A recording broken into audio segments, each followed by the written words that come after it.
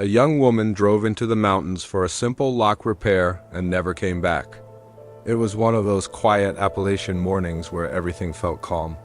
Too calm, the kind of morning that hides secrets in its silence.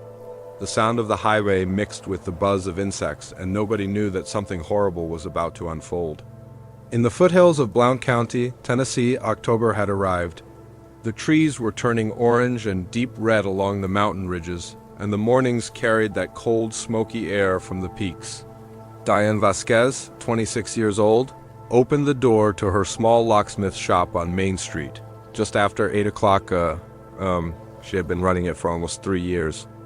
A simple one-room space with a wall full of key blanks, 2 brass tumblers spinning slowly on a machine, and a smell of oil that never left her clothes.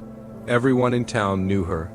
She grew up here, went to Heritage High, and stayed after her father died, taking over the family business when most people her age had already moved to Knoxville or Nashville. Diane was not someone who caused drama. She was reliable, friendly, and helpful to everyone. The kind of person who would drive an hour just to fix a stuck lock for a stranger and refuse extra payment. That morning started like every other morning. A few regular customers stopped by before lunch.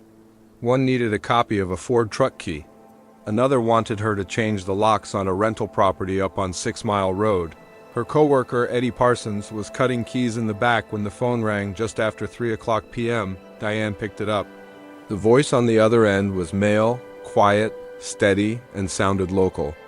He said his name was Warren, that he had a cabin just off Dry Creek Road, and that his front door lock was broken. He said he could not get it to close and was worried about leaving it unlocked overnight. His voice was not panicked, just urgent. "If you could come out this evening, I would really appreciate it. It's not far from the park boundary." She wrote the address down on a notepad. Messy handwriting, light pencil marks smudging the paper.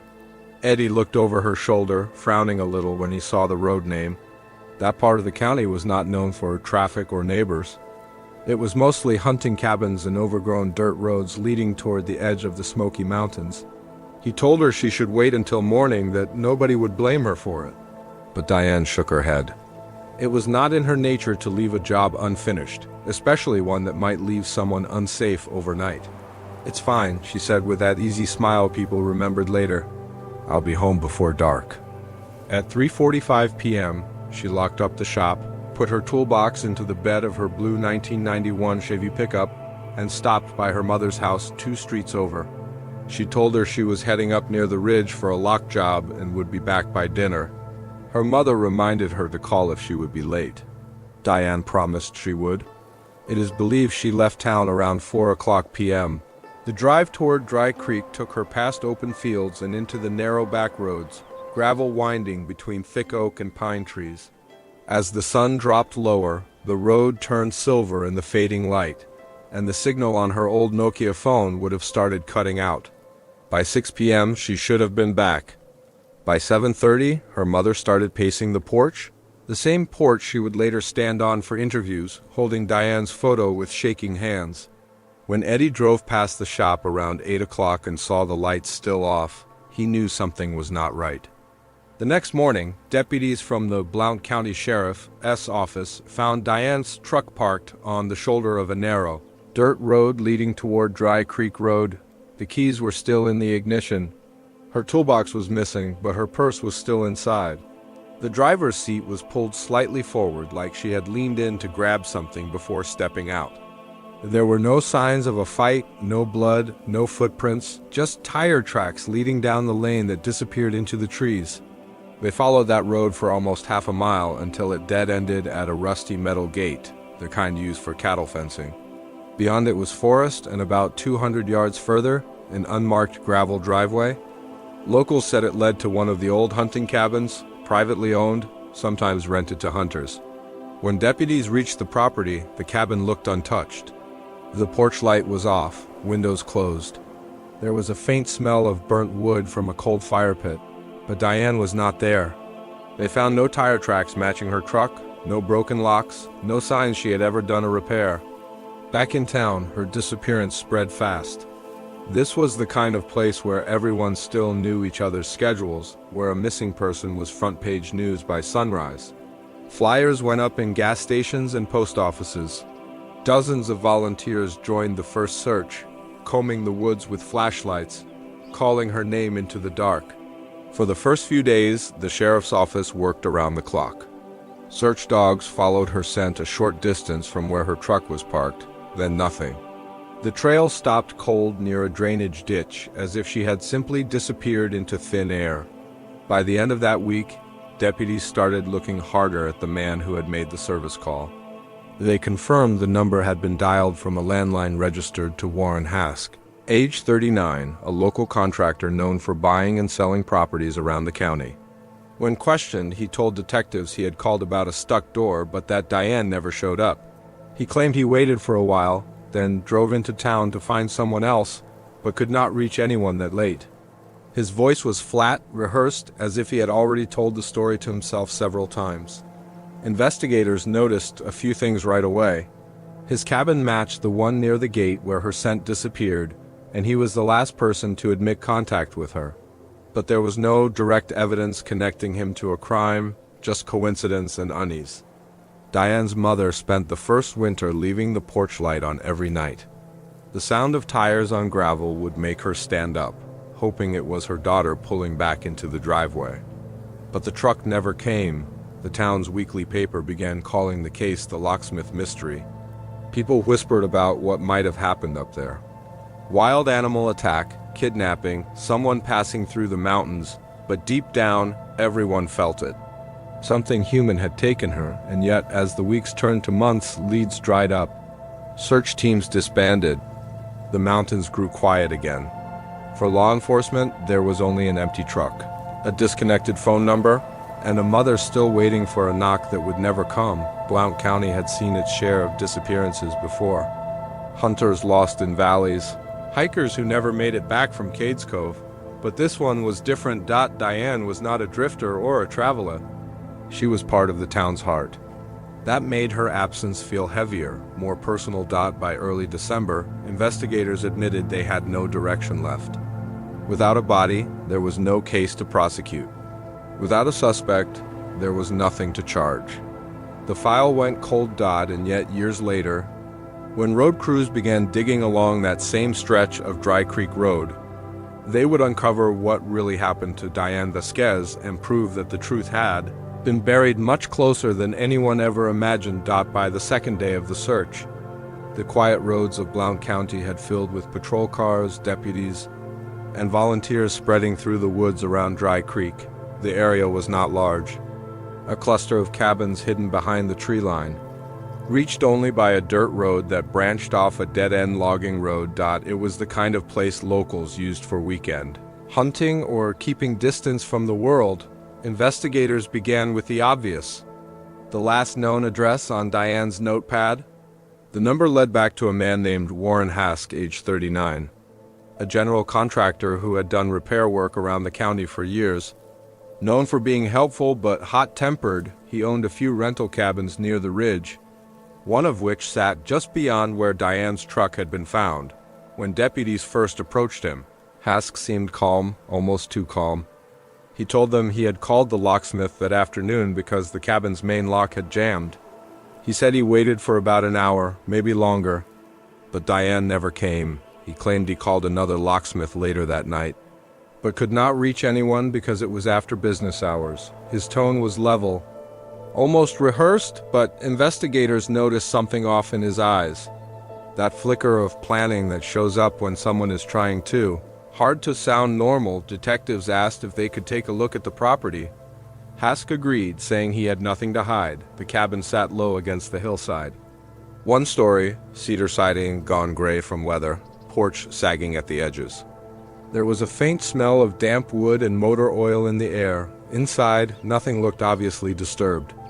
A few empty beer bottles on the counter, a cracked coffee mug, cigarette ash pressed into a dish, but the back porch told a different story. An investigator noticed a section of dirt near the steps had been smoothed over, as if something heavy had been dragged through it and brushed clean.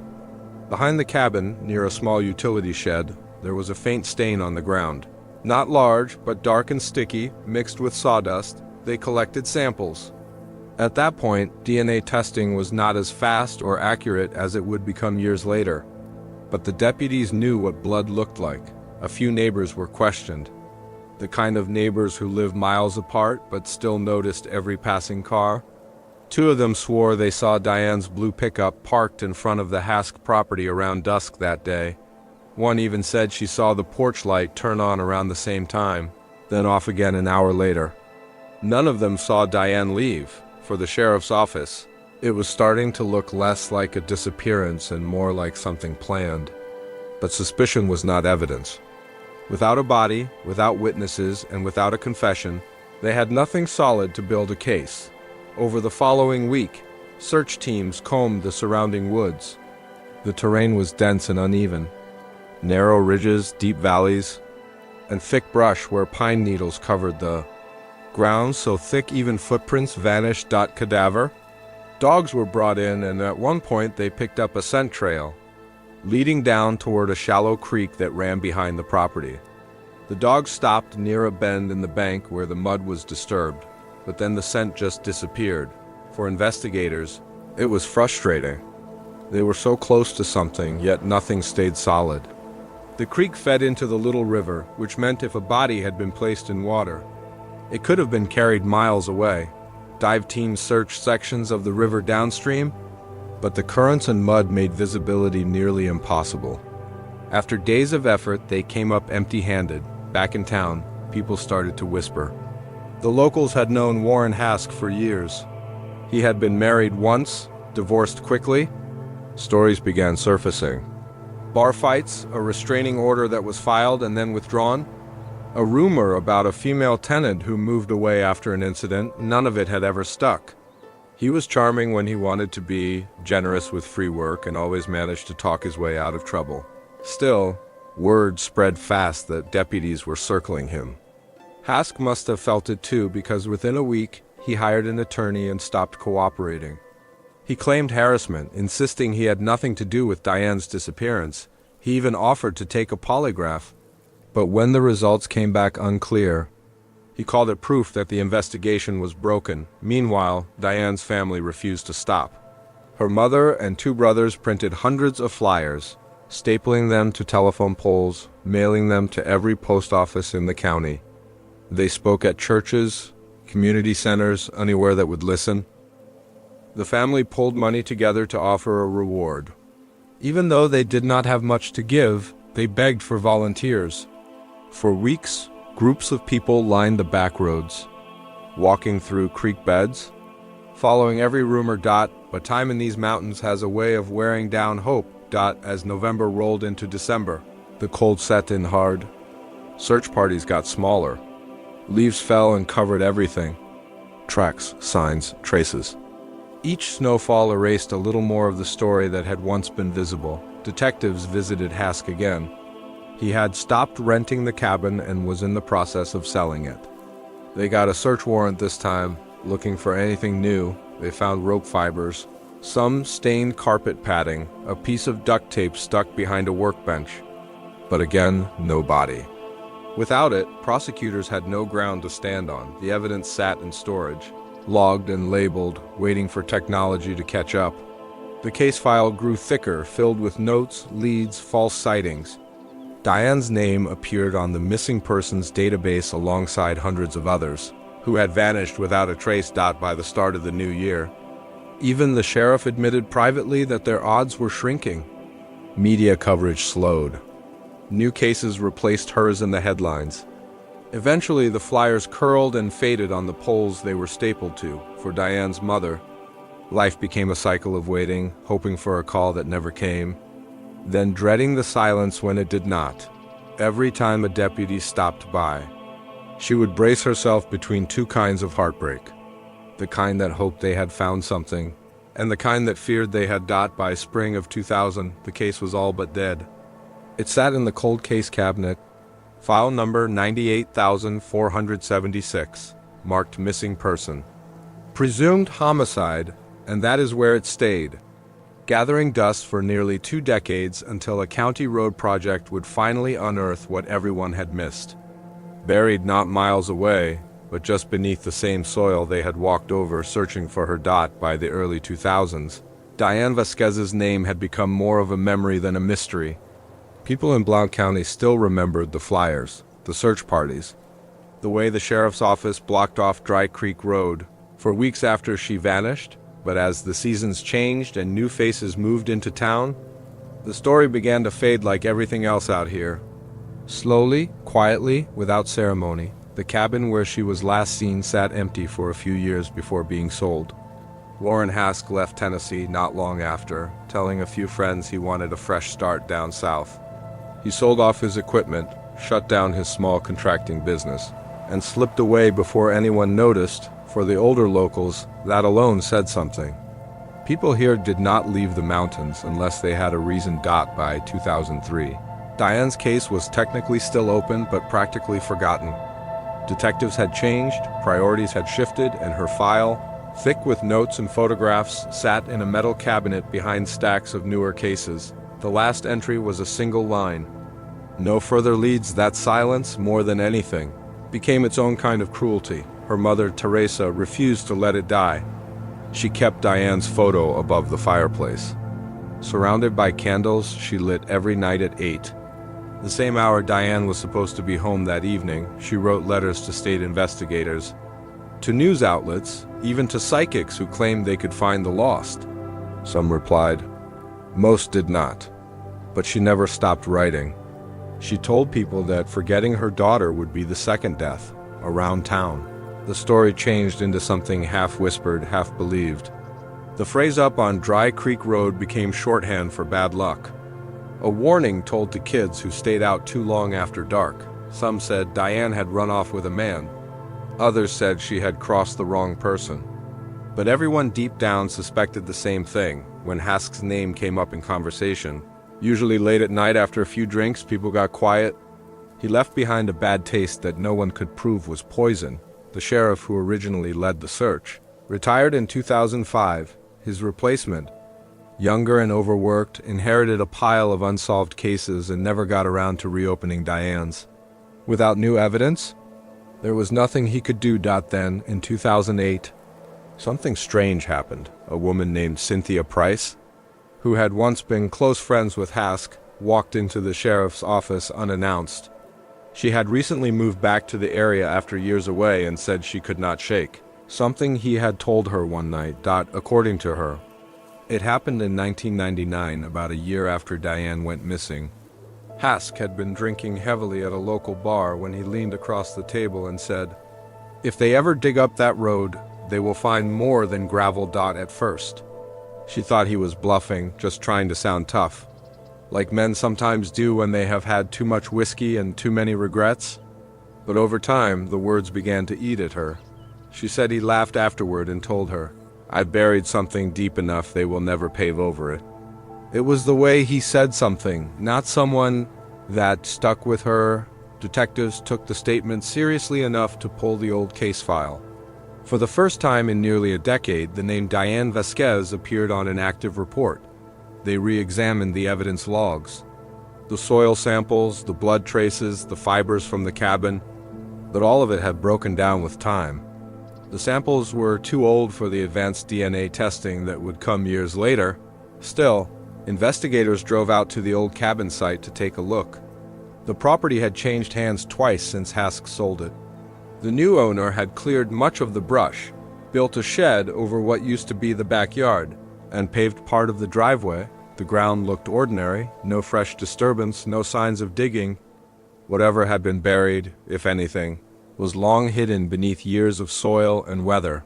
The sheriff's office brought in a forensic anthropologist from Knoxville to consult. He reviewed Cynthia's statement and the location, then gave his opinion. If a body had been buried that deep for 10 years in that kind of terrain, heavy clay, frequent flooding, there was little chance of recovery without specialized digging. The county simply did not have the budget for that kind of work. So once again, the investigation stopped. The district attorney reviewed the new statement, but said it was not enough to reopen the case. Without proof or physical evidence, it would never hold up in court. Hearsay was not proof. Cynthia Price moved away soon after, saying she had done what she could. In a small town like Blount County, stepping forward against someone like Hask came with whispers of its own. People talked about why she had waited, about whether she was just chasing attention. It did not matter that she had come forward out of conscience. The story folded back into rumor the same way it always had. Meanwhile, Hask's life took a darker turn. Two of his closest friends, the same men who had been with him that weekend in 1998, both died within a few years of each other. One in a car crash outside Gadsden, Alabama, the other in a fall from a scaffolding at a worksite. Neither death was ever connected to Diane's case, but people noticed a coincidence. They said the three of them had gone hunting that weekend. They said all three came back different. By 2010, most of the original detectives had retired or moved on. Only one, a sergeant named Mark Holloway, still kept Diane's file on his desk. He had joined the force as a rookie the year she disappeared and never forgot the way her mother looked at him when she asked if he would bring her daughter home. Every year on the anniversary, he would drive out to the old Dry Creek cabin, parked near the gate, and just sit there in silence. He once told a reporter that the hardest part of his job was not what he had seen, but what he could not prove. "It is the stories you know are true," he said, "but cannot touch." Over time, that became the theme of Diane's case, a truth that everyone could feel, but no one could reach. Her mother grew older. The candles burned lower. Sometimes she would talk about Diane in the present tense, as if her daughter was still just away on a long trip. "She was always stubborn," she would say. "If she is out there somewhere, she will find her way back." But the years kept moving, and the hope became quieter. Then almost 20 years after Diane vanished, road crews began planning an expansion of Dry Creek Road. They would have to widen the old dirt track and level part of the hillside near the original cabin, the same stretch of land where deputies once searched with dogs and shovels and came up empty. No one realized it then, but that construction would become the turning point.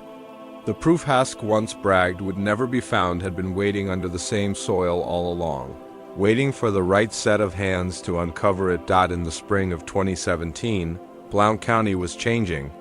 What had once been a quiet, winding back road known only to locals was being widened into a proper 2-lane route, part of a new development plan meant to connect the smaller communities along the foothills of the Smoky Mountains. For most people, it was just progress. For one family, it would become something else entirely. The roadwork started in mid-March. Heavy machines rumbled through stretches of land that had not been disturbed in decades, cutting through overgrown brush, flattening hills, and digging deep into the kind of Tennessee clay that could hold secrets for a lifetime.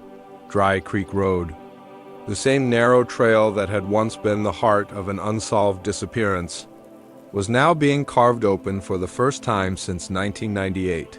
The work went smoothly for the first few weeks. Then, on an overcast Tuesday morning, the operator of a county grader stopped his machine. He had been leveling the outer shoulder near a curve in the road when he noticed the blade hit something solid, something that was not stone. At first, he thought it was old debris, maybe a buried trash bag or construction waste. But when he stepped down to take a closer look, what he saw made him freeze. Beneath a layer of packed soil was fabric, faded, torn, and stained with red clay. Next to it was something pale and brittle. It took him a few seconds to understand what he was looking at. He climbed back onto his equipment and called it in. Within an hour, the site was blocked off. Sheriff's deputies arrived, followed by county investigators, and then the medical examiner's office from Knoxville. The construction crew watched in silence as crime scene tape fluttered against the wind. The soil was carefully peeled away inch by inch. What came up was not much at first. Small fragments, a scrap of denim, the broken remains of what looked like a tool pouch, but then, deeper in the dirt, they found bones. Human bones. Excavation teams moved carefully through the day and into the next morning. What they uncovered was a shallow grave, roughly 4 feet deep. The skeleton was partially collapsed, the rib cage distorted from years of soil pressure. The remains were bound at the ankles and wrists with what appeared to be electrical wire. rusted but still recognizable. Nearby, investigators recovered several items. A corroded wristwatch, a piece of torn flannel, and lying just beneath the ribcage, a small brass keyring. The engraving was faint, but still readable. DV Locksmithing. The realization rippled through the team in silence. Everyone on site knew the story. The missing locksmith who had vanished from this very air 19 years earlier. Some of the older deputies had even been part of the original search. None of them spoke for several minutes. The only sound was the hum of the generator powering the floodlights. The remains were carefully removed and transported to the University of Tennessee's Forensic Anthropology Center in Knoxville. Known for its expertise in long-term burial recovery, there, anthropologists began the process of reconstruction. Despite the years underground, the bones were in fair condition. Early analysis confirmed they belonged to a young woman, estimated mid-20s at time of death. Her height and bone structure matched Diane's medical records, but it was the personal items that made the identification beyond question. The brass keyring was not just a coincidence. It was custom-made, part of the first batch Diane had ordered when she opened her small locksmith shop in 1995. Only 5 were ever made. One was found in her purse the day she disappeared. Another was recovered in her truck.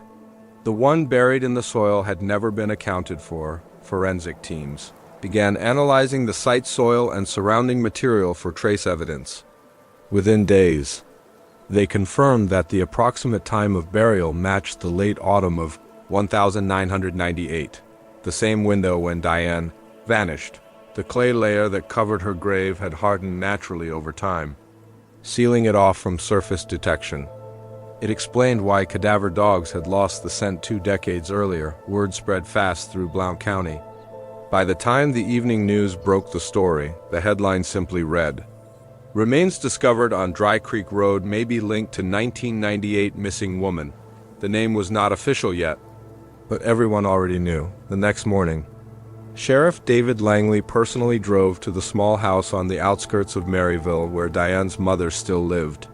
She was 72 by then, frail, quiet, still lighting the same candle every night on the mantel beneath her daughter's photo when the knock came at her door. She seemed to already know what it meant. Neighbors later said she did not cry right away. She just stood there listening, her hands trembling against the edge of the doorway. The sheriff stayed with her for nearly an hour. When he left, she walked outside and sat on the porch. She did not speak to reporters that day, but a family friend told the Daily Times what she said after he left. "They found her," she whispered. "My baby is finally home." In Knoxville, forensic anthropologists worked to determine the cause of death. The bones showed signs of before-death trauma, specifically a fracture to the skull near the right side region. Consistent with blunt force impact. There were also several broken ribs and evidence of restraint. The positioning of the wrists and ankles bound by wire showed the victim had been tied before burial. The lockpick set recovered near the body was later identified as Diane's. Her co-worker Eddie Parsons recognized it immediately. An old brass handle kit she had used for years. The handle had been snapped in half, possibly during a struggle. For investigators, the discovery was more than just closure. It was confirmation that what they had suspected all along had been true. Diane had not run away. She had not gotten lost. She had been murdered. The sheriff's office reopened the case that same week. Every document, every photograph, every taped interview from 1998 was pulled from storage and reviewed. Detectives began tracing the life of one man, Warren Hask, the same man who had claimed she never showed up. The same man who had sold the property and moved out of state soon after, but before they could move forward, there was one last thing to do. Diane's remains were returned to her family for burial. The funeral was small, mostly relatives, a few close friends, and a handful of the original deputies who had searched for her all those years ago. There were no TV cameras this time, no media vans, just quiet rain and the sound of a mother whispering goodbye to a daughter she had been waiting for since the late 90s. The Knoxville News Sentinel called it a quiet end to decades of waiting. But for the investigators, it was not an ending at all. It was the beginning of something they had waited nearly 20 years to pursue. because while Diane Vasquez had finally been found, the man responsible for burying her beneath that Tennessee clay was still alive. And he had no idea that after 19 years of silence, the ground itself had given him up when Diane's remains were brought to the University of Tennessee's forensic lab. Investigators knew the real work was only beginning. They had waited nearly 2 decades for her to be found. Now they needed to prove who had put her there. Every bone, every fiber, every particle of soil carried fragments of a story frozen in time. What they did not realize yet was just how much that ground had preserved. Forensic analysts started with the obvious. The skull showed clear signs of blunt force trauma. A single heavy blow near the right temple. Under a microscope, the fracture lines revealed a distinct pattern. A semicircular dent with fine lines on one edge. It matched the claw end of a hammer, the kind typically found in a carpenter's tool bag. The blow would have made Diane unconscious instantly. She would not have had a chance to fight. From there, technicians sifted through the soil embedded in her clothing. Mixed with the clay were particles of motor oil and fine concrete dust. A strange combination for a burial site so deep in the woods, but it was not random. Investigators remembered something from the original 1998 file. Warren Hask had owned a contracting business. He had worked with concrete and asphalt. His cabin workshop was known for that same chemical smell. Oil, dust, sealant, even after all those years. The trace evidence beneath. Diane's fingernails told them exactly where she had been before she died. Then came the breakthrough that changed everything on the clothing recovered from the grave. Analysts discovered the presence of not 1 but 3 distinct male DNA profiles. 2 were partial, degraded by time, impossible to match for certain. The third, however, was clear. It belonged to Hask. His DNA matched samples still preserved from an old domestic dispute case in 1996, one that had never gone to trial. That alone was damning. But what came next removed all doubt inside the evidence tray. Among the debris collected from the grave was a small, nearly see-through piece of material. Under magnification, it was identified as part of a latex glove, the kind used by contractors to handle sealants or paint thinner. On its inner surface were faint ridge patterns. Investigators ran the imprint through a forensic ridge analysis system. The results came back with a 97% match to Hask's fingerprints. After 19 years of rumors and suspicion, science had finally caught up. On October 14, 1998, Hask had called her shop shortly after 3 p.m. claiming he needed his cabin door lock repaired. He made that call after spending most of the afternoon drinking with 2 friends, Randy Porter and Dennis Hollis. When Diane arrived, they lured her inside under the pretense of showing her the door mechanism. Evidence suggested an attack began almost immediately. She fought hard, using her lockpick tool as a weapon, but she was outnumbered. The cause of death, forensic experts testified, was blunt force trauma consistent with a claw hammer. Her body was bound, buried behind a retaining wall near the back shed, and covered with construction debris to mask the disturbed soil.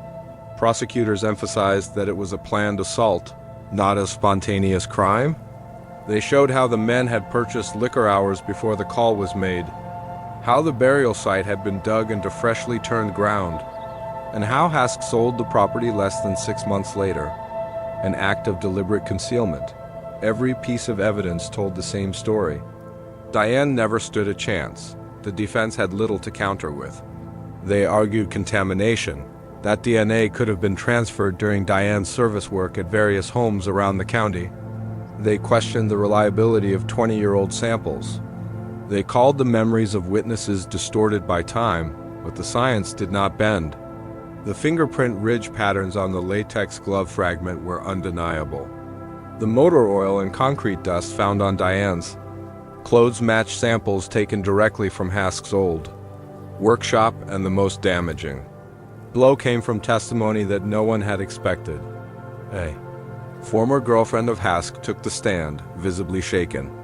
She told the jury about a night years earlier, sometime around 2002, when Hask had been drinking and started talking about his past in Tennessee. He told her, "They will never find that girl. She never left my property." The courtroom went silent. Her words hit harder than any lab result could. For Diane's family, it was the first time they had heard someone else confirm what they had always known, that he had kept the secret all these years and believed he had gotten away with it. The jury deliberated for less than 4 hours. When they returned, their verdict was unanimous, guilty on all counts. Hask showed no visible reaction, just stared at the table in front of him as the clerk read the charges aloud. During sentencing, the courtroom filled beyond capacity. Retired officers who had worked the original case stood in the back. Reporters from Knoxville and Chattanooga covered the story live, but all eyes were on one person, Diane's mother. Teresa Vasquez. When given the chance to speak, she walked slowly to the front, her hands trembling slightly as she faced the man who had taken her daughter. Her voice was soft, but every word carried weight. "You took her from the world," she said, "but the world found her again." There was no anger in her tone, just a kind of finality. The years of waiting, of sleepless nights, and fading hope had all led to this one sentence. The judge handed down a life sentence without parole. Hask was led out of the courtroom in shackles. One deputy later said he did not look back once. In the months that followed, the story of Diane Vasquez became a symbol in Blount County, not just of justice, but of endurance. Her case inspired new funding for cold case analysis programs, encouraging re-examinations of other unsolved disappearances in the region. Local papers revisited old investigations, reminding the public how far forensic science had come and how many families were still waiting for closure. For Teresa, the aftermath was quieter. Reporters described her as a woman who finally learned to live with answers.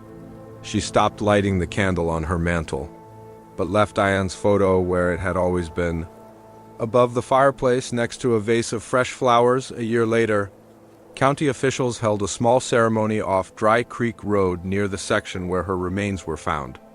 The road had been rebuilt and renamed Vasquez Pass. A bronze plaque marked the site, engraved with a simple line, "In memory of those who were found at last." As the years went on, people would still drive that stretch, unaware of what had once been hidden beneath it. The ground there looked ordinary again. Smooth asphalt, new guardrails, a slope covered in wild grass. But for those who knew the story, it was not just another road. It was proof that time, soil, and silence could never bury the truth forever. And somewhere in the stillness of those Tennessee hills, where one phone call had changed everything, Diane's story finally came to an end.